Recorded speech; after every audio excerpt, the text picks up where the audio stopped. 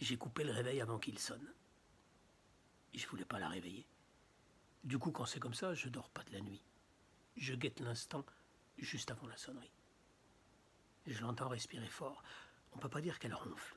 Je dis non, tu ronfles pas, tu respires fort. Tu me réveilles la prochaine fois, elle dit. Elle veut pas ronfler. Moi, ça me dérange pas.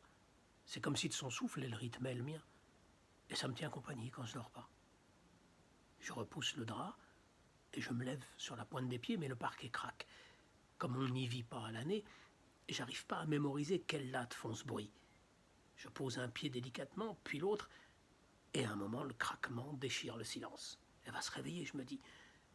J'aime pas quand elle descend avec moi les jours de pêche. Elle traîne dans la cuisine en faisant la gueule. Si elle est bien éveillée, elle recommence ses litanies du genre oh, on fait jamais rien ensemble. À croire qu'elle est jalouse de Ben.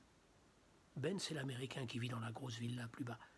Il vient d'acheter un bateau tout neuf, il veut me le montrer. Il a vécu à Cape Cod. La pêche, il sait ce que c'est. Et je sais plus comment on est devenus potes des Américains. C'est pas farouche, ça parle à tout le monde. Hi man! Et c'est parti. Julie aime pas ses manières. Quand je commence à rassembler mes affaires pour le lendemain, elle dit tu pars encore avec Gatsby? Je préfère pas répondre. Elle le sait, non? Ça servirait à quoi? À envenimer.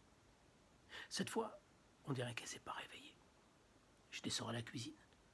Ici, on n'a pas de machine à café. Il faut remplir la cruche en verre, mettre un filtre en papier et puiser dans le pot avec la dosette en pointe. Il n'y a pas assez de lumière. Je distingue pas très bien les graduations sur la machine. Je jure, c'est plus fort que moi. Si je dépasse, le café sera imbuvable. Le matin, c'est la seule chose qui importe. Tout le reste m'est bien égal. Ma journée commence qu'après le café, Julie le sait. Les bonjours, elle attend pour m'adresser la parole. Après, je suis plutôt un garçon cool, amoureux, attentionné. Juste avant de refermer la porte d'entrée, j'entends Julie qui crie « Surtout, tu me ramènes pas de poisson, hein !» Enfin, si vous s'en prenez, elle ajoute, histoire de m'énerver. Et elle le sait pourtant que les jours de pêche, elle peut pas m'énerver. Ben va encore insister pour que j'en amène la moitié. Il dit « Si tu veux, je nettoie complet, je te donne. Pour moi, c'est vite fait. » Parfois, je me dis que ce serait plus simple d'en accepter quelques-uns, mais après, j'en fais quoi? Je rouvre la porte et je crie vers l'escalier « Bonne journée, chérie !» J'ai vraiment envie qu'elle profite de sa journée. Un gars plutôt cool. C'est ainsi qu'elle me voit les autres jours.